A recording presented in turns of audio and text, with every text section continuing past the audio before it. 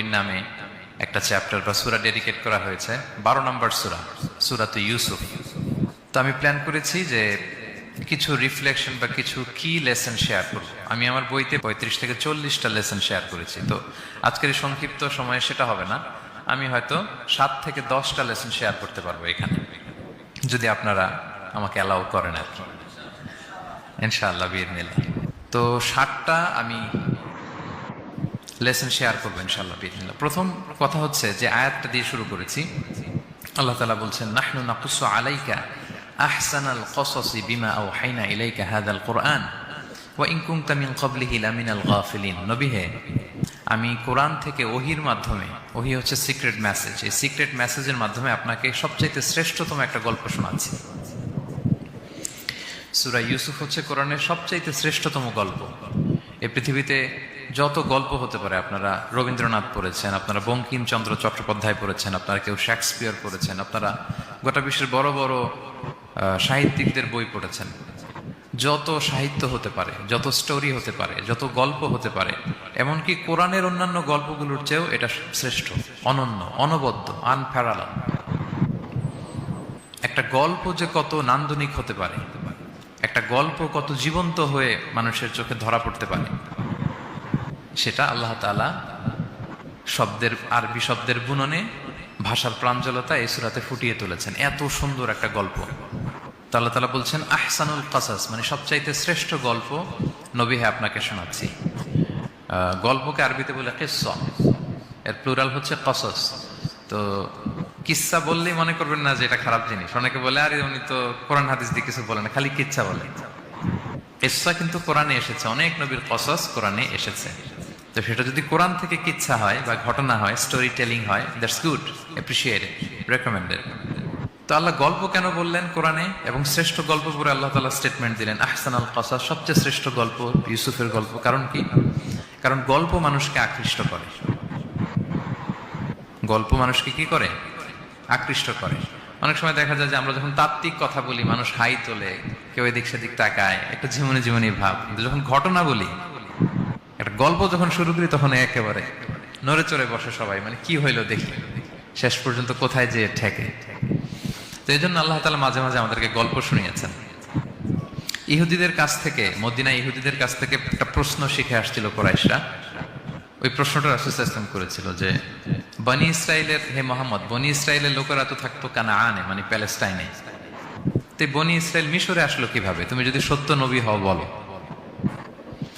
আবার কেউ কেউ বলেছিল যে ইউসুফ আলাইহিস সালাম, ইয়াকুব আলাইহিস সালাম, ওনারা থাকতো প্যালেস্টাইনে, ওনারা মিশরে আসলো কি করে বলো। আবার সাহাবারা মাঝে মাঝে মক্কায় বলতেন, ইয়া রাসূলুল্লাহ, শুধু জান্নাত জাহান্নামের আয়াত, আখিরাতের আয়াত, তাওহীদ শিরকের আয়াত, এগুলো আমাদেরকে বলা হয়, কোনো ঘটনা কোরআনে বলা হয় না কেন? আমাদেরকে যদি একটা ঘটনা শোনাতেন, আমরা ইন্সপায়ার্ড হতাম। এই চাহিদা, এই প্রশ্নগুলোর আলোকে আল্লাহ তাআলা অ্যান্সার হিসেবে সূরা ইউসুফকে নাজিল করেছেন। তাহলে শোনো, আহসানুল কসাস, একটা গল্প কত মাধুর্যময় হতে পারে শোনো। এবং এর মধ্যে দিয়ে আল্লাহ তাআলা বলেছেন বনি ইসরাইল কিভাবে প্যালেস্টাইন থেকে ইজিপ্টে মাইগ্রেট করলেন। এভাবে অনেক নবীদের ঘটনা আল্লাহ তাআলা কোরআনে আমাদেরকে শুনিয়েছেন। আল্লাহ তাআলা বলছেন রুসুলান কদ কসাসনাহুম আলাইকা মিন ক্বাবলু ওয়া রুসুলাল লাম নাকসুসহুম আলাইক। অনেক নবীর ঘটনা হে নবী আপনাকে আমি শুনিয়েছি, আবার অনেক নবীর ঘটনা আমি শোনাইনি। তো যেগুলো আমি শুনিয়েছি এগুলো আবার আপনি আপনার উম্মতদেরকে শোনান। ফাকসুসিল কসাসা লাআল্লাহুম ইয়াতাফাক্কারুন। আপনি এই কিচ্ছাগুলো, ঘটনাগুলো আপনার উম্মতকে শোনান, যাতে করে তারা চিন্তাশীল হতে পারে। তাহলে এটা হচ্ছে ইন্ট্রোডাক্টরি ডিসকাশন, প্রাথমিক কথা, যে গল্প মানুষকে আকৃষ্ট করতে পারে, এজন্য গল্প মানুষের মনে দাগ কাটে, এবং একটা গল্প কত পাওয়ারফুল হতে পারে, নান্দনিক হতে পারে, এটা এই সূরার মধ্য দিয়ে আল্লাহ তাআলা আমাদেরকে বুঝিয়েছেন। আমরা কিন্তু প্রায় মহামানবদের গল্প শোনাই, সফল মানুষদের গল্প শোনাই। মিডিয়াতে মাঝে মাঝে দেখবেন যে কিছু প্রোগ্রাম করে যে সফল মানুষদের গল্প। তো গল্পগুলো কেন বলে? তাদের সফলতার গল্প শুনলে নিজেরও সফল হতে মনে চায়, মানুষ মোটিভেটেড হয় সফল মানুষের স্টোরি শুনলে। এখানে আপনারা অনেক ব্যবসায়ী আছেন, জীবনের শুরুটা ছিল অনেক কষ্টের, তাই না?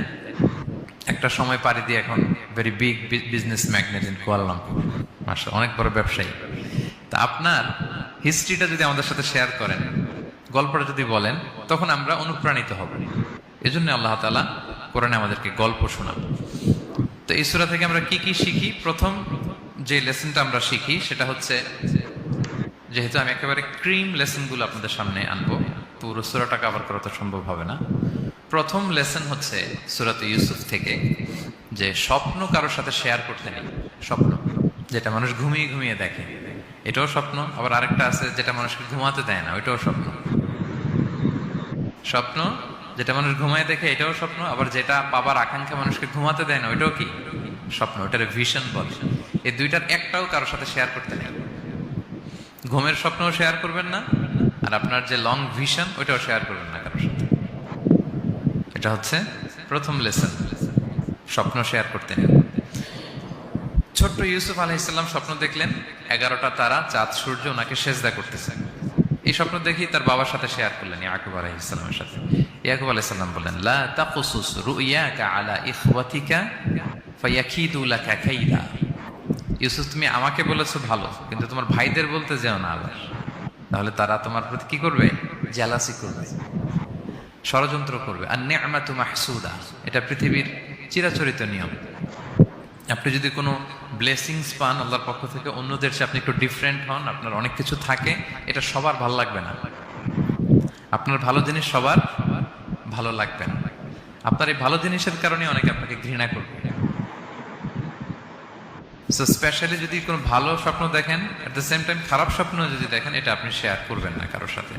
কারণ স্বপ্ন এটা কেবলমাত্র মন মস্তিষ্ক প্রসূত কোনো বিষয় না। মুমিন জীবনে এটা অনেক অর্থবহ। মাঝে মাঝে স্বপ্নের মাধ্যমে আল্লাহ মানুষকে বার্তা দেয়, ইলহাম পাঠায় স্বপ্নের মধ্য দিয়ে। এই জন্য বিজ্ঞ, প্রাজ্ঞ, শুভাকাঙ্ক্ষী কাউকে শেয়ার করা যায়। যার জ্ঞান নেই বা ব্যক্তিগত জীবনে পাপী, ভালো মানুষ নয় বা হিংসুক টাইপের, এদের কাউকে আপনার কখনো স্বপ্ন শেয়ার করবেন না। ভালো স্বপ্ন দেখলে শুকরিয়া করবেন আল্লাহর, আলহামদুলিল্লাহ, আল্লাহ কবুল করো। খারাপ স্বপ্ন দেখলে পানাহা চাবেন আল্লাহর কাছে। সুনানে তিরমিজিতে একটা বাব আছে, একটা চ্যাপ্টার, বাব লা তাকুসুর রুইয়া ইল্লা আলা আলিম আও নাসিহ। ভালো আলেম অথবা শুভাকাঙ্ক্ষী ছাড়া স্বপ্ন কাউকে বলতে যেও না, এই অনুচ্ছেদের নাম। এরপর এর কারণটা কি? কারণটা হচ্ছে ফাইন্না রুইয়া তাকাউ আলা মা তুআব্বার। স্বপ্নের ব্যাখ্যা যেমনটা করা হয় তেমনটাই হয়। আপনি একটা স্বপ্ন দেখলেন, একজনকে একটা বললেন, সে হুট করে একটা ব্যাখ্যা দিয়ে দিল, ওইটাই হয়ে যাবে। এটা আপনার জন্য ভয়ঙ্কর হয়ে যেতে পারে। লা ইউহাদ্দিসু বিহা ইল্লা লাবিবান আও হাবিবা। আপনার শুভাকাঙ্ক্ষী, আপনার বন্ধু, আপনার ভালো চায়, এদেরকে বলতে পারেন। কিন্তু যার এই ব্যাপারে জ্ঞান নেই, হুটহাট করে ব্যাখ্যা করবে, এরকম কাউকে বলা যাবে না।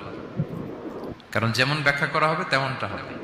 ইউসুফ আলাইহিসসালাম ভালো স্বপ্নের ব্যাখ্যা জানতেন, ইয়াকুব আলাইহিসসালাম ভালো স্বপ্নের ব্যাখ্যা জানতেন, আল্লাহ রাসূল সাল্লাল্লাহু আলাইহি ওয়াসাল্লাম ভালো স্বপ্নের ব্যাখ্যা জানতেন। আবু বকর রাদিয়াল্লাহু তাআলা আনহু সাহাবীদের মধ্যে সবচেয়ে ভালো স্বপ্নের ব্যাখ্যা জানতেন। ইভেন রাসূল সাল্লাল্লাহু আলাইহি ওয়াসাল্লাম মাঝে মাঝে স্বপ্ন দেখে আবু বকরকে বলতেন, দেখি ব্যাখ্যা করো তো তুমি। তাবিঈদের মধ্যে মুহাম্মদ ইবনে সিরিন খুব ভালো স্বপ্নের ব্যাখ্যা জানতেন। এক লোক এসে মুহাম্মদ ইবনে সিরিনকে বলল যে, আমি দেখলাম আমার ছেলে পানি খেতে খেতে পেটটা এত বড় হয়ে গেছে। এই একই স্বপ্ন আরেকটা লোকও দেখলো, দেখে এক মূর্খের কাছে জিজ্ঞেস করলো। সে বলল, সর্বনাশ, এত বড় পেট হয়ে গেছে, তোমার ছেলে তো মারা যাবে। ঠিকই কদিন পরে ছেলেটা মারা গেল। আর একই স্বপ্ন দেখে এই লোক মুহাম্মদ ইবনে সিরিনকে জিজ্ঞেস করেছিল, উনি বলেছেন যে তোমার ছেলে তো অনেক বড় আলেম হবে। ঠিক তাই হয়েছে, ওই ছেলে অনেক বড় আলেম হয়েছে। তো ফাইন্না রুইয়া তাকাউ আলা মা তুআব্বার। স্বপ্নের ব্যাখ্যা তেমন হয় যেমন এটার ব্যাখ্যা করা হয়। রাসূল সাল্লাল্লাহু আলাইহি ওয়াসাল্লাম একবার স্বপ্নে দেখলেন যে তিনি, ওনাকে দুধ দেয়া হয়েছে, বাটিতে দুধ খাচ্ছেন, পরে আঙ্গুলের ফাঁক থেকে দুধ বেরোচ্ছে। এই সামান্য একটু দুধ রাসূল সাল্লাল্লাহু আলাইহি ওয়াসাল্লাম ওমরে ফারুককে দিলেন। সাহাবারা বললেন, মাযা আউয়ালতা বিহি ইয়া রাসূলুল্লাহ, এটা তাওয়িল কি? তখন বললেন, আউয়ালতু বিহি আল ইলম, এটা দিয়ে আমি জ্ঞান বুঝিয়েছি। মানে ওমরে ফারুকের আল্লাহ তাআলা অনেক জ্ঞান দিবে। স্বপ্নে কেউ দুধ খাচ্ছেন, এটা আপনার জ্ঞানের প্রতীক। রাসূল সাল্লাল্লাহু আলাইহি ওয়াসাল্লাম স্বপ্নে দেখলেন লোকজন দাঁড়ানো, কারো গায়ের জামা এতটুকু, কারো এতটুকু, কারো হাঁটু পর্যন্ত, আর ওমরে ফারুক জামা একেবারে টেনে হিচড়ে যাচ্ছে। তো সাহাবারা বললেন, মাযা আউয়ালতু বিহি ইয়া রাসূলুল্লাহ, এই স্বপ্নের তাওয়িল কি, ব্যাখ্যা কি? রাসূল সাল্লাল্লাহু আলাইহি ওয়াসাল্লাম বললেন, আউয়ালতু বিহি আদ-দীন আত-তাকওয়া, এটা দ্বারা আমি দিনদারি বুঝিয়েছি। মানে ওমরে ফারুকের দিনদারি অনেক বেশি। স্বপ্নে কেউ ছোট জামা দেখলে তার দিনদারি কমতেছে, এটার একটা আলামত। তো এই জন্য হুট করে স্বপ্নের কথা কাউকে শেয়ার করতে নেই। রাসূল সাল্লাল্লাহু আলাইহি ওয়াসাল্লাম ফজরের সালাতের পরে মসজিদে নববীতে সালাম ফিরিয়ে সাহাবাদের দিকে মুখ ফিরিয়ে বসতেন। তাসবি পড়তেন, এরপর জিজ্ঞেস করতেন হাল রাআ আহাদুম মিনকুম আল বারিহাতা রুইয়া, গত রাতে কেউ কোনো স্বপ্ন টপ্ন দেখেছে নাকি? তো তখন সাহাবারা এই স্বপ্ন বলতেন, রাসূল সাল্লাল্লাহু আলাইহি ওয়াসাল্লাম ব্যাখ্যা করতেন। সুবহানাল্লাহ, কত সৌভাগ্যবান ছিলেন তারা। তাহলে স্বপ্ন বলা যাবে নাকি কাউকে? খারাপ তো বলাই যাবে, আল্লাহ তাআলার কাছে পানা চাইতে হবে। তাহলে ঘুমিয়ে ঘুমিয়ে যেটা দেখি এটা কারোর কাছে বলা যাবে না। আর যেটা পাওয়ার আকাঙ্ক্ষা মানুষকে ঘুমাতে দেয় না, ওইটাও একটা স্বপ্ন। বলে না যে আমার জীবনের স্বপ্ন আমি এটা করব, এটাও স্বপ্ন। এই ভিশনও শেয়ার করা যাবে না কারোর সাথে। আপনারা তো ব্যবসায়ী মানুষ, টিপস শিখাই দেয় কিছু। বিশাল বড় একটা কিছু প্রজেক্ট নিছেন, শুরু করার আগে আপনি বলে ফেলছেন, শেষ, আর এটা হবে না। দেখবেন যে এখান থেকে কনস্পিরেসি, ওইখান থেকে শত্রুতা, ওইদিকে এটা করছে ওইটা করছে, আপনি আর আগাতেই পারবেন না। দুঃখজনক হলেও সত্য, আমরা বাংলাদেশিরা তো এগুলোতে অভ্যস্ত। সবার মধ্যে কম বেশি জেলাসি কাজ করে ন্যাচারালি, আমাদের বাংলাদেশিদের এটা আরো বেশি। আমি আমার প্রায় আলোচনাতে বলি যে আমাদের জাতীয় খেলা হাডুডু হওয়ার কারণ হচ্ছে এই খেলার ধরনটাই এমন, একজন সামনে যেতে চায়, 10 জন পা ধরে পিছনে টানতে চায়। তো একটা গল্প শুনেছিলাম এরকম, যে এক লোক জাহান্নাম ভিজিট করতে গেছে। এক এক দেশের লোকদের জন্য এক এক জাহান্নাম, প্রত্যেক জাহান্নামের উপর একজন রক্ষী ফেরেশতা। তো দেখতেছে একটা জাহান্নামের আশেপাশে কোনো রক্ষী ফেরেশতা নেই। তো বললো যে সব জাহান্নামের উপরে রক্ষী ফেরেশতা যাতে বেরোতে না পারে কেউ, এই জাহান্নামের কোনো রক্ষী ফেরেশতা নাই কেন? এটা কোন দেশের? বলতেছে এটা বাংলাদেশের জাহান্নাম। কেউ যদি কোনো রকম বেরোইতে চায়, বাকিরা টেনে আবার ঢুকায় ফেলবে, বেরোয়া যাবে না এখান থেকে। তো এটা নাকি বাংলাদেশের জাহান্নাম। এটা জাস্ট একটা মজার ছলে গল্প করলাম আর কি। তা আপনি আপনার ভিশন শেয়ার করলে বিপদে পড়ে যাবেন। আপনি প্রপার হোমওয়ার্ক করবেন, গ্রাউন্ড ওয়ার্ক করবেন, কাউন্সিলিং করবেন, প্রজেক্ট দাঁড় করাবেন, লঞ্চিং প্রোগ্রামের দিন সবাইকে জানাবেন। সব রেডি, এবার আর কেউ কিছু করতে পারবেন, এটা দাঁড়ায় গেছে, সব রেডি আমার। লঞ্চিং জাস্ট একটা ফর্মালিটিস, তারপরে আমার কাজ শুরু হবে। কিন্তু আপনি আগে যদি সবাইকে জানায় ফেলেন, হবে? এটা হবে না। এটা হচ্ছে 1 নম্বর লেসন, স্বপ্ন শেয়ার করতে নেই। এই লেসনটাকে ক্লিয়ার প্রিয় ভাই এবং বোনেরা? আচ্ছা, মুভিং অন, 2 নম্বরে চলে যাই। সূরা ইউসুফের 2 নম্বর লেসন হচ্ছে চরিত্র হচ্ছে মানব জীবনের সবচেয়ে দামি সম্পদ, আপনার ক্যারেক্টার। আমরা ছোটবেলায় পড়েছি না যে when money is lost nothing is lost, health is lost something is lost, character is lost, সব শেষ।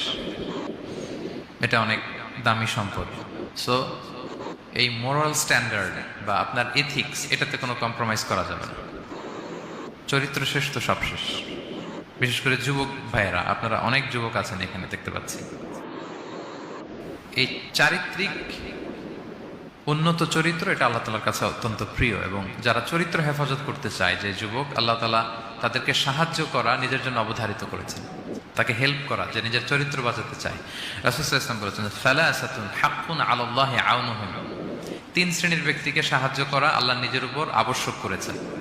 এর মধ্যে এক শ্রেণী হচ্ছে ওয়ান্নাকিহ আল্লাযী ইউরিদুল আফাফ, এমন যুবক যে বিয়ে করে নিজের চরিত্র হেফাজত করতে চায়। সেম গোস টু ফিমেল, নারীদের ক্ষেত্রেও একই কথা।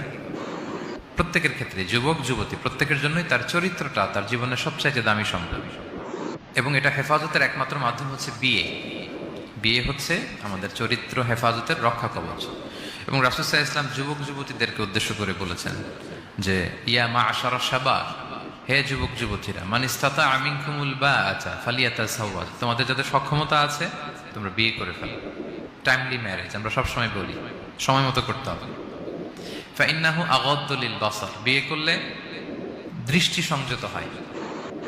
ওয়া আহসানু লিল ফারাজ, প্রাইভেটস এটা হেফাজতে থাকে, লজ্জাস্থান।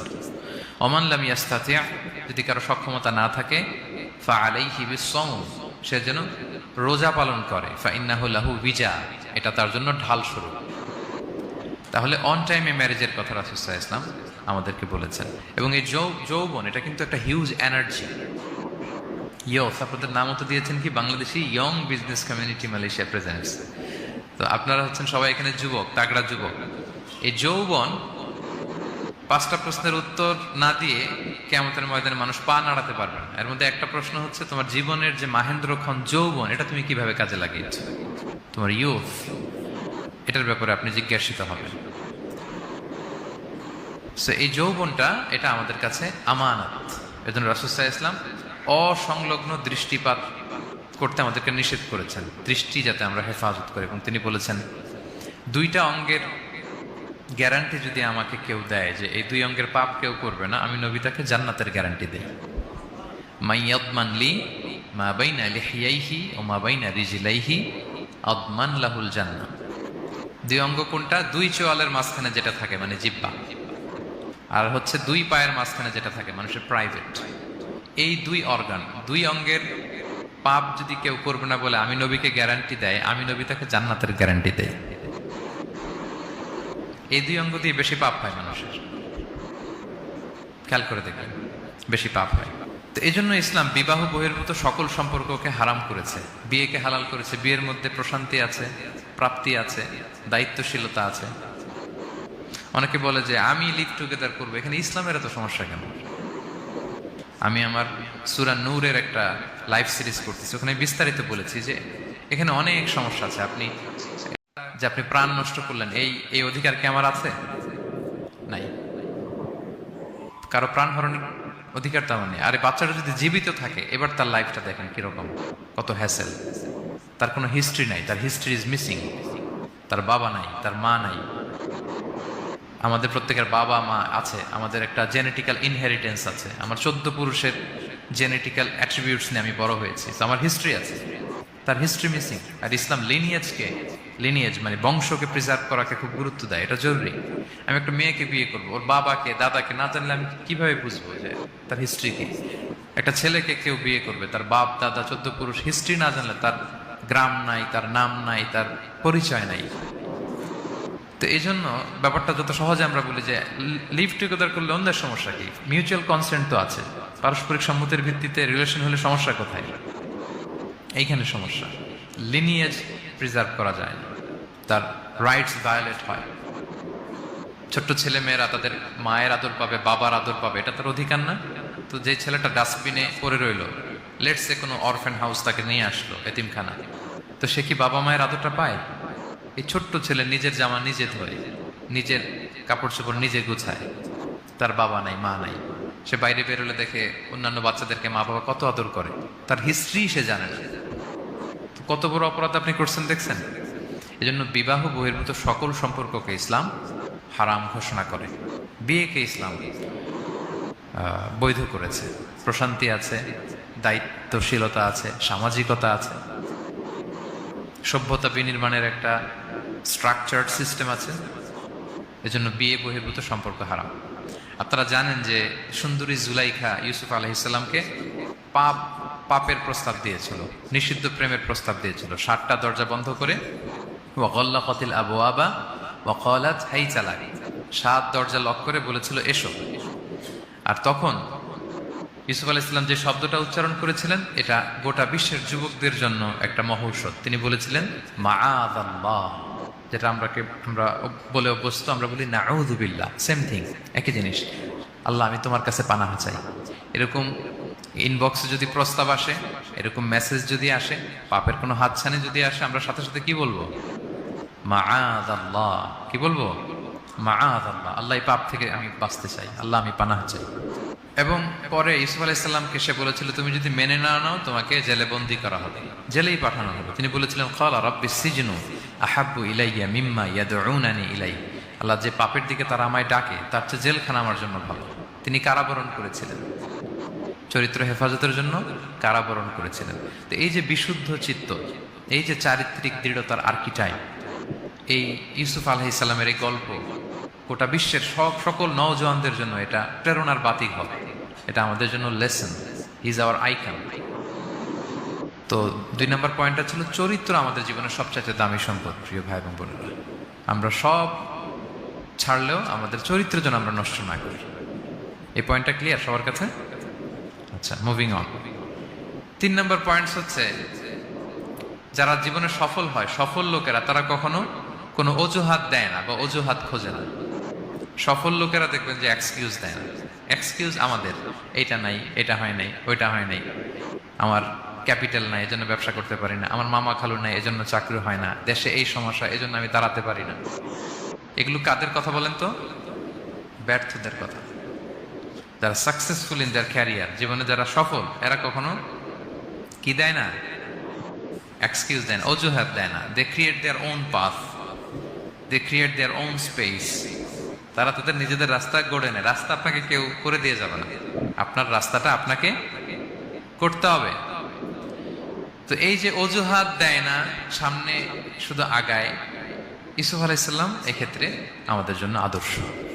আপনি একটু খেয়াল করে দেখেন, এই যে আমাদের মধ্যে এত হতাশা, এটা নাই ওইটা নাই, এত হতাশা, হতাশ হওয়ার মতো কি ছিল না ইউসুফ আলাইহিসসালামের জীবনে? বলেন, হতাশাগ্রস্ত হওয়ার মতো কি ছিল না? ওনার জীবনে সব ছিল। হতাশ হওয়ার জন্য, হাল ছেড়ে দেওয়ার জন্য যা যা দরকার সব ছিল। ছোটবেলায় ভাইদের ষড়যন্ত্র, ওনাকে পিটিয়ে মেরে আহত করে কুয়ার মধ্যে ফেলে দেওয়া হয়েছে, অন্ধকার কুয়া, ছোট্ট বাচ্চা। সেখান থেকে এক ক্যারাভেন কাফেলা এসে ওনাকে নিয়ে মিশরে বিক্রি করে দিল, দাস কেনা বেচার বাজারে। কৃতদাস উনি, এখন কৃতদাস। আর আমাদের মতো স্বাধীন মুক্ত মানুষ নন, কৃতদাস হিসেবে বিক্রি করে দেওয়া হলো, সার্ভেন্ট। আজিজে মেসারের ওখানে যে উনি কৃতদাস হিসেবে জীবনযাপন শুরু করলেন, নারীর ছলনায় এখানে ফিতনার সম্মুখীন হলেন, কারাবরণ করলেন। হতাশ হওয়ার মতো কি ছিল না? বলেন, সব ছিল। উনি তো হাল ছেড়ে দিলে, ইউসুফ আলাইহিসসালামের সবার আগে হাল ছেড়ে দেওয়ার কথা ছিল। কুয়ার মধ্যে যখন পড়ছে, খালাস, আমি শেষ, আমার তো জীবনে আর কোনো আলো নাই। দাস কেনাবেচার বাজার যখন বিক্রি, তখনই তো হাল ছেড়ে দেওয়ার মতো, আমার জীবন তো শেষ, মুক্ত জীবন তো আর নাই। জুলাইখা যখন অত্যাচার করতেছিল, তখনই হাল ছেড়ে দেওয়ার মতো ছিল। জেলখানায় মোর দেন আ ডেকেড, 12 বছর জেলখানায় ছিল, মানে মোর দেন 10 ইয়ার্স, 10 বছরের বেশি। তো তারপরও তিনি কি করেন নাই? অজুহাত দেয় নাই, ধৈর্যের সাথে, সাহসিকতার সাথে একটার পর একটা পথ পরিক্রমা তিনি পাড়ি দিয়েছেন। এবং দেখেন যে উনি জেলখানার ভেতরে যে পুরো জেলখানার পরিবেশ চেঞ্জ করে ফেলছিলেন আল্লাহ নবী ইউসুফ আলাইহিস সালাম। জেলখানায় কারা যায় বলেন তো দেখি? চোর, ডাকাত, গুন্ডা, বদমাশ, তাই না? তো ওখানে যে উনি দেখলেন যে কারা কর্তৃপক্ষ এই গুন্ডা বদমাশদেরকে নিয়ন্ত্রণে রাখতে হিমশিম খাচ্ছে। আল্লাহ নবী ইউসুফ আলাইহিস সালাম ওনার চারিত্রিক মাধুর্যতা দিয়ে, ওনার পার্সোনালিটি দিয়ে, ওনার আচরণ দিয়ে, সবকিছু দিয়ে সবার মন জয় করে ফেলেন। কয়েক মাসের ব্যবধানে পুরো মিশরের জেলখানা ওনার নিয়ন্ত্রণে। সবার অসুস্থ যারা সেবা শুশ্রূষা করলেন, যাদের কাউন্সিলিং দরকার কাউন্সিলিং করতে লাগলেন। মাঝখানে আবার 2জন কয়েদি স্বপ্ন দেখলো, তারা দেখলো যে এখানে স্বপ্ন বলতে হলে ইউসুফকেই বলতে হবে। ইউসুফ আলাইহিস সালামের কাছে বললো, উনি সুন্দর স্বপ্নের ব্যাখ্যা করলেন। এরপর প্রপার একটা টাইমে দাওয়াতি কাজ শুরু করলেন। তার মানে আপনার রাস্তা যদি একটা বন্ধ হয়, আরো 10টা খোলা, ঠিক কিনা? একটা দরজা বন্ধ, আল্লাহ তাআলা আরো অনেকগুলো দরজা খুলে দিবেন। One door is closed, many doors are open, আরদুল্লাহি ওয়াসিআ। দাওয়াতি কাজ আপনি করতে চাইলে অনেক জায়গা খোলা আছে। এবং জেলখানা, কারাবরণ, কোনো কিছু দিয়ে আল্লাহ নবী ইউসুফ আলাইহিস সালামকে দমানো যায় না। দমানো গিয়েছে না। যেন সফলরা এগুলো বলেন, আমি তো কারাবরণ করছিলাম, আমি তো 10 বছর ছিলাম না, আমার তো এই সমস্যা। এগুলো সফল লোকদের কথা না। আপনারা নেলসন ম্যান্ডেলার নাম শুনেছেন? সাউথ আফ্রিকার প্রথম প্রেসিডেন্ট। উনি কত বছর কারাবরণ করেছিলেন জানেন? 27 বছর। 27 বছর উনি জেলখানায় ছিলেন। আজকে ওনার মৃত্যুর এত বছর পরেও কুয়ালালামপুরের এই ইফতার প্রোগ্রামে ওনার কথা আমরা স্মরণ করতেছি। কি সাকসেসফুল না? অত দূরে যাওয়ার দরকার নেই। আমি যদি এই দেশের দিকে তাকাই, what about the honourable prime minister Anwar Ibrahim? কয় বছর? প্রায় 8 বছর। পরে রয়্যাল পার্ডনে সব মিলাই টিলে 8 বছরের মতো উনি কারাজীবন কাটিয়েছেন। তো সফল হতে কোনো সমস্যা হয়েছে? Now he is the prime minister of Malaysia. সুবহানাল্লাহ। মিশরে যখন আমরা ছিলাম, আমরা দেখেছি যে অনেক ইসলামিক মুভমেন্টের বড় বড় নেতৃবৃন্দ, কেউ 15 বছর, কেউ 20 বছর জেলখানায়, দমাতে পারেনি তাদেরকে। সো সফলদেরকে দমানো যায় না, এবং তারা এক্সকিউজ দেয় না, অজুহাত দেয় না, এটার কারণে পারি না, ওইটার কারণে পারি নাই। তারা নিজের রাস্তা নিজে তৈরি করে। এই লেসনটা আমরা পেলাম। 4 নাম্বার হচ্ছে, বিলিভার্স আর অলওয়েজ অপটিমিস্টিক। বিশ্বাসীরা সবসময় আশাবাদী হয়, অলওয়েজ অপটিমিস্টিক, হাল ছেড়ে দেয় না। মুমিন কখনো হতাশ হয় না। মুমিন কখনো হাল ছেড়ে দেয় না। মুমিন ভরসা রাখে একজনের উপর, তিনি কে? আল্লাহ তাআলার উপর সব সময় বিশ্বাসীরা তারা ভরসা রাখে। এবং সূরা ইউসুফে এটা শিক্ষা আমরা পাই। ইয়াকুব আলাইহিস সালাম ওনার ছেলেদেরকে বলেছিলেন যে লা তাইয়াসু মির রাউহিল্লাহ ইন্নাহু লা ইয়াইয়াসু মির রাউহিল্লাহি ইল্লাল কওমুল কাফিরুন। তোমরা আল্লাহর রহম থেকে নিরাশ হও না। আল্লাহর রহম থেকে নিরাশ হবে না। আল্লাহর রহম থেকে তারাই নিরাশ হয় যারা অবিশ্বাসী, যারা কাফির। হাল ছেড়ে দেওয়া যাবে না প্রিয় ভাইরা। এবং উনি প্রথমে ওনার ছেলে ইউসুফকে হারালেন, তারপরে বানিয়ামিনকে হারালেন, এরপর অন্যান্য ছেলেরা মিশরে চলে গেল শস্য আনার জন্য। তারপরে উনি আশা ছাড়েন, উনি বলেছেন ফাসাবরুন জামিল, যে কোনো পরিস্থিতিতে আমি ধৈর্য ধারণ করছি। আসাল্লাহু আইয়া আতিয়ানি বিহিম জামিআ, এবং আমি আশাবাদী যে আল্লাহ সবাইকে আমার কাছে ফিরিয়ে দিবেন একদিন। সবাই ওনারা পাগল বলতো, কি বলেন আপনি, বয়সের ভারে নুজ্জ হয়ে আপনি পাগলের মতো বলতেছেন ইউসুফ ইউসুফ ইউসুফ। কোথায় সে ইউসুফ? ওকে তো নেকড়ে খেয়ে ফেলেছে। কারণ ইউসুফের ভাইয়ের একটা গল্প সাজিয়েছিল, সন্ধ্যাবেলা এসে বলেছিল, বাবা আমরা তো খুব যত্নবান ছিলাম, কিন্তু নেকড়ে বাঘ তো খেয়ে ফেলেছে ইউসুফকে। তো উনি ইউসুফ আলাইহিস সালামের জামাটা হাতে নিলেন, হাতে নিয়ে দেখে ওরা আবার একটা বকরি জবাই করে একটা রক্ত মাখা নিয়ে আসছিল জামাতে। তো উনি বললেন যে ইউসুফকে কোন নেকড়ে খেলো যে ইউসুফকে খেয়ে ছিন্ন বিচ্ছিন্ন করে ফেললো, আমার ইউসুফের জামার মধ্যে তো কোনো আঁচল লাগলো না, জামার তো ডানে বাই কোথাও ছিঁড়া দেখতে পাচ্ছি না, শুধু রক্ত। এ কেমন নেকড়ে বাঘ, ইউসুফকে খেয়ে ফেললো কিন্তু ইউসুফের জামা ছিঁড়ল না। আপনারা জানেন যে জুলাইখা যখন ইউসুফ আলাইহিস সালামকে জোর করে পেতে যাচ্ছিল, আল্লাহ নবী ইউসুফ আলাইহিস সালাম চরিত্র বাঁচানোর জন্য দৌড় দিলেন ইলা নাহিয়াতিল বাব, দরজার দিকে, আর আল্লাহ তাআলা দরজা খুলে দিতে লাগলেন। সপ্তম দরজার সামনে এসে জুলাইখা ইউসুফ আলাইহিস সালামকে পেছন থেকে ধরে ফেললেন। ধরে যখন টান দিলেন, পিছনে জামা ছিঁড়ে গেল। তো সামান্যই জোরাজোরিতে জামা ছিঁড়ে যায়, আর একটা নেকড়ে একটা মানুষকে চিড়ে কুটে খাবে, তার জামা ছিঁড়বে না? ছিঁড়বে। ওই জামা দেখে উনি আন্দাজ করে ফেলছেন যে এটা মিথ্যা কথা, আমার ইউসুফকে নেকড়ে বাঘ খায়নি। এই যে অপরাধীরা যখন অপরাধ করে তারা সব আলামত মুছতে পারলো, একটা আলামত বাকি থেকে যায়। কোনো না কোনো আলামত থাকবে যেটা রেশ ধরে সিআইডিরা, ক্রিমিনাল ইনভেস্টিগেশন ডিপার্টমেন্টের লোকেরা, তারা অপরাধীকে শনাক্ত করে ফেলে। তো ছোটবেলায় ইউসুফ আলাইহিস সালামকে হারালেন, এরপরে বানিয়ামিনকে হারালেন, এরপরে ছেলেরা গেল শস্য আনতে, কেউ নাই ওনার পাশে। কিন্তু উনি বললেন যে আমি বিশ্বাস করি, আমি আশাবাদী। উনি বলেছিলেন আমি আশাবাদী যে আল্লাহ তাআলা সবাইকে একদিন আমার কাছে ফিরিয়ে দেবে, এবং তাই হয়েছে। সবাইকে আল্লাহ তাআলা ওনার কাছে এনে দিয়েছিলেন, এবং ওনারা সবাই মিশরে চলে গিয়েছিলেন। এক মহা পুনর্মিলন হয়েছিল পিতা পুত্রের সেদিন, দীর্ঘ প্রায় 30-40 বছর পর। তো এই জন্য আমরা সবসময় আশাবাদী থাকবো, optimistic, never be pessimistic, try to B optimistic always. সবসময় আপনি আশাবাদী হবেন। রাসূল সাল্লাল্লাহু আলাইহি ওয়াসাল্লাম সবসময় আশাবাদী থাকতেন। যে কোনো একটা দিকে নেগেটিভিটি থাকবে, পজিটিভিটি থাকবে, আপনি কোনটা নেবেন? পজিটিভটা আপনি নেবেন। একটা উদাহরণ আছে না, যে এরকম একটা গ্লাসের অর্ধেক যদি পানি থাকে, কেউ দেখে অর্ধেক খালি, কেউ দেখে অর্ধেক পানি ভর্তি, তো আপনি অর্ধেক যে পানি ভর্তি ওইটা খেয়াল করবেন, আশাবাদী হবেন। আশাবাদী লোকদেরকে আল্লাহ তাআলা পছন্দ করে। নিরাশ হয় যারা কাফির, অবিশ্বাসী তারা। আর শয়তানের সবচেয়ে বড় মিশন হচ্ছে আমাদেরকে হতাশ বানানো। আমাদেরকে কি বানানো? সে আমাদেরকে হতাশ বানাইতে পারলে সে সাকসেসফুল। সে আমাদেরকে বোঝাতে থাকে, এত পাপ করেছিস, আল্লাহ কি তোরে মাফ করবে? মনে হয় করবে না।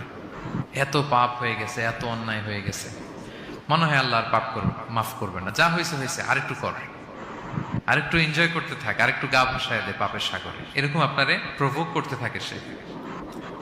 আপনাকে আশাবাদী হতে দেয় না যে না, আমি পাপ যতই করি, আমার পাপ যত বড় হোক, আল্লাহর রহমতের দরিয়া তার চাইতেও বড়। এটা ভাবতে দেয় না শয়তান। আমাদের বারবার বারবার নিরাশ করতে থাকে। নিরাশ যদি আমাদেরকে করতে পারে, শয়তান সফল। শয়তান সবসময় আমাদেরকে নিরাশ করতে চায়, ভয় দেখায়। তুমি যেই পাপ করেছো আল্লাহ তো মাফ করবে না, এত বড় পাপ তো আল্লাহর কাছে ক্ষমা হবে না। সো আমরা যেন আশাবাদী হই, আমরা যেন হতাশার সাগরে ডুবে না যাই, অপটিমিস্টিক যেন হই সম্মানিত ভাইয়েরা। এবং ইউসুফ আলাইহিস সালাম কিন্তু এক্ষেত্রে আমাদের জন্য আদর্শ। তিনি আশাবাদী ছিলেন এবং শেষ পর্যন্ত লড়াই করে গিয়েছেন, নিরাশ হওয়া যাবে। এই পয়েন্টটা ক্লিয়ার সবার কাছে?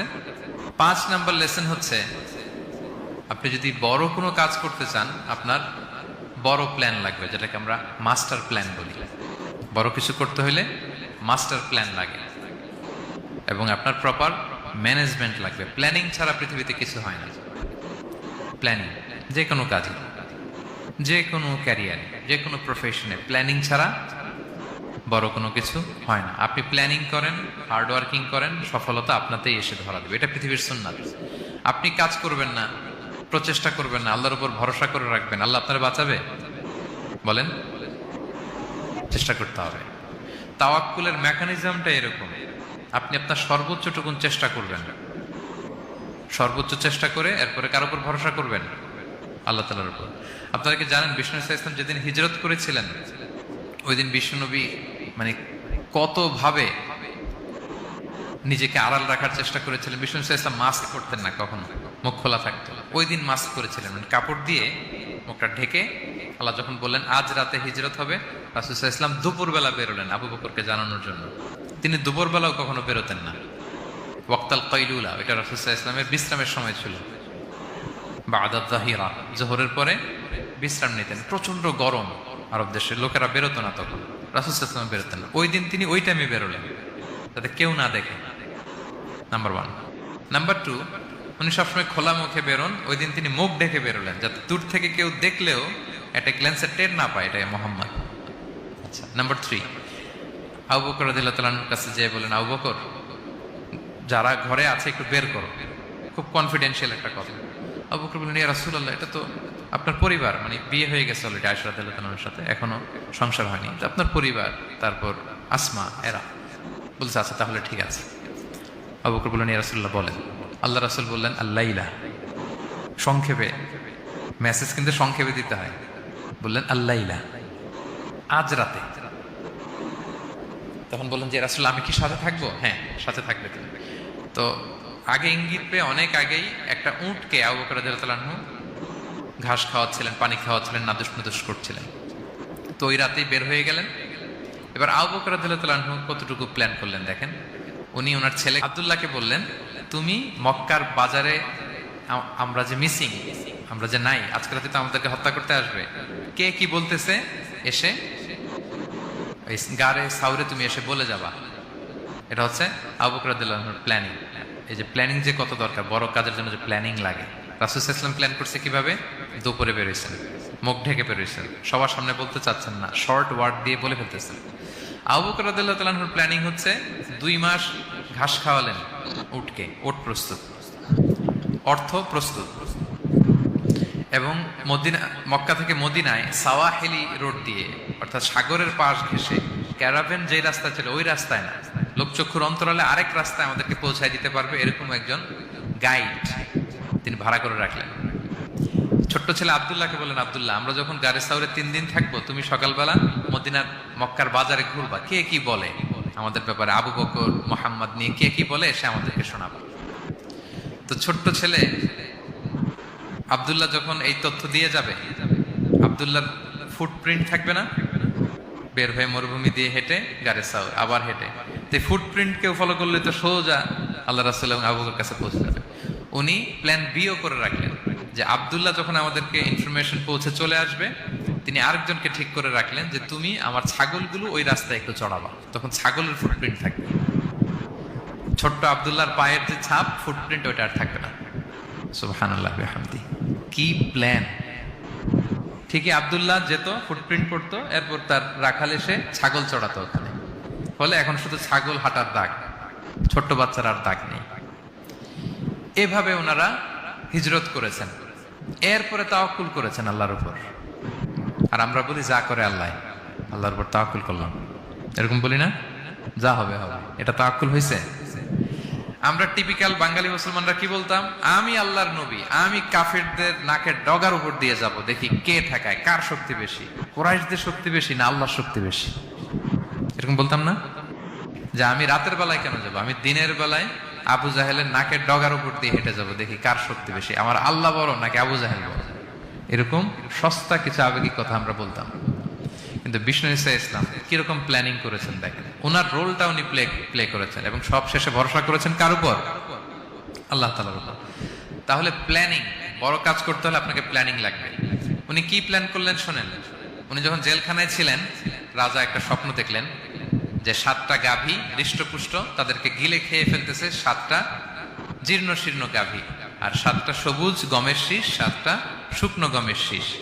এই অদ্ভুত স্বপ্ন দেখে উনি হয়রান, ঘুম ভেঙে গেল, ডাকলো সবাইকে, কেউ স্বপ্নের ব্যাখ্যা বলতে পারে না। সবাই বলতেছে আদগাস আহলাম, এটা অলীক স্বপ্ন, এর ব্যাখ্যা আমরা জানি না।